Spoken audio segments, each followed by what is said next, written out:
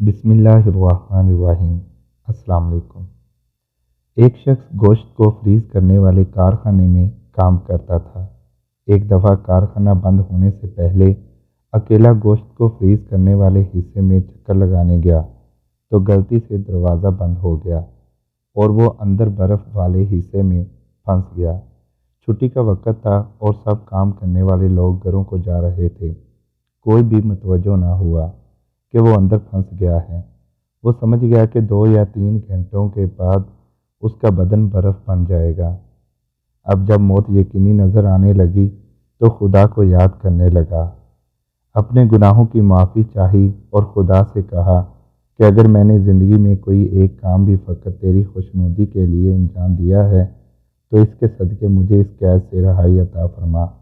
वादा करता हूँ उसको मरते दम तक अंजाम देता रहूँगा। और उसकी आंखों से आंसू निकलने लगे। 1 या 2 घंटे ही गुजरे थे कि अचानक सर्द खाने का दरवाज़ा खुला। चौकीदार भागता हुआ आया और उस शख्स को उठाकर बाहर निकाला और गर्म हीटर के पास ले आया।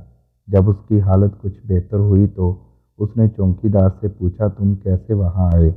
चौकीदार बोला कि जनाब, मुझे 20 साल हो चुके हैं इस कारखाने में काम करते हुए। हर रोज़ सैकड़ों मजदूर और अफिसर कारखाने में आते और जाते हैं, लेकिन तुम इन चंद अफराद में से हो जो जब भी कारखाने में दाखिल होते हो तो मुझे मुस्कुराकर सलाम करते और अहवाल पुरसी करते हो, और निकलते हुए आपका खुदा हाफिज करना मेरे सारे दिन की थकावट दूर कर देता है। जबकि अक्सर लोग मेरे पास से यूं गुजर जाते हैं कि जैसे मैं हूं ही नहीं, जबकि तुम वो शख्स हो जिसके नज़दीक मेरा भी कोई वजूद है। आज भी गुज़िश्ता दिनों की तरह मैंने आपका सलाम तो सुना, लेकिन खुदा हाफिज कहने के लिए मुंतज़िर रहा।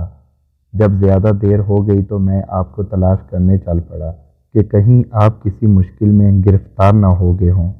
वो शख्स हैरान हो गया कि किसी को सलाम करने और खुदा हाफिज कहने जैसे छोटे से काम की वजह से आज उसकी जान बच गई है। समी वो इसको सब्सक्राइब करना मत भूलें, लाइक करें, शेयर करें और कमेंट सेक्शन में अपनी राय का इजहार ज़रूर करें।